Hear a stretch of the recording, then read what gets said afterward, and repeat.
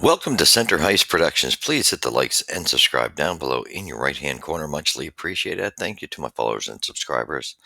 And share it with your friends and family. If you come across the channel, please don't leave without subscribing and hitting the likes. It helps the channel grow. And we have built a good, solid community here as we take great pride in the fact that we have built a channel, Habs channel, that focuses fully on factual information as it falls. We do a lot of reviews. We will do more in the future, but we do not like to go with rumor land. Just to get a story, and 9 times out of 10 they don't turn out. So we stick to factual information as it falls, and we don't use clickbait to get you here. So let's get to it. Leave your comments on each game. I apologize. I'm backed up a little bit here, as this was last Wednesday's game there against the Mammoth. And this was our second victory. We got a 4-3 victory as we defeated the Mammoth after defeating the Leafs prior to. So I'm going to be playing catch up. So you're going to see me come out with 3 tapes back to back. So my apologies. I have some commitments to an outreach that we have built, and the month of December is going to be pretty heavy until the 21st. So that's been taking the plate for now. So anyway, 4-3 victory for the Habs. They came back in this one. Nicely that they got it, but they're make no mistake about this. This wasn't a pretty game whatsoever. This was a game Dobes stole, which was good to see a goaltender steal one, as the way they were playing. All right, so let's go to it. First period, Montreal scores 2 goals. We get a nice 2-0 lead, and per usual, the second period, where do we go? We just fall asleep. 3 goals scored by Utah. They take the lead, and then we go into the third, and miraculously, the Habs come up with 2 more goals.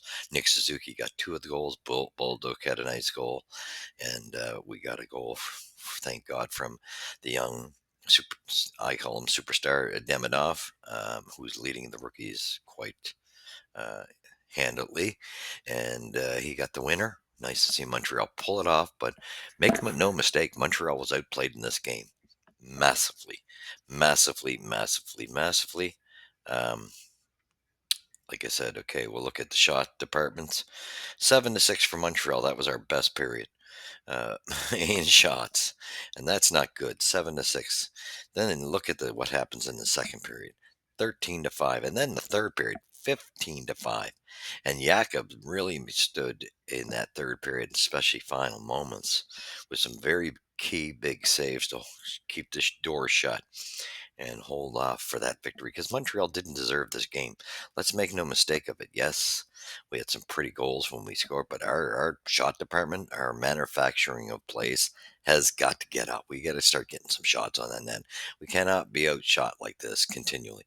So that's it. We're going to go very quickly.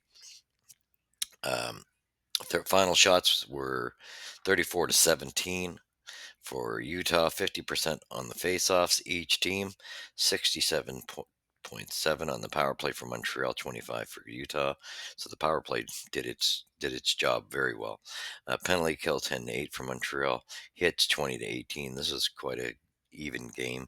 Block shots 18-13 for Montreal. Giveaways 14-13 for Utah. Takeaways 4 apiece. So let's go with the scoring summary. Nick Suzuki, or no, so Zach Bulldog opens the scoring, assisted by Nick Suzuki. Well, Lane Hudson and Nick Suzuki. My apologies.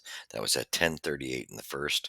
Nick Suzuki follows up with one at 16:37 in the first, assisted by Caulfield and Bulldog. That line seems to be gelling quite nicely. So then we went to the second period. Uh, Barrett Hayden scores, assisted by Keller and Sergachev. 9:43 of the second period. Yomamoto scores, assisted by Gunther and Cooley at 11:58.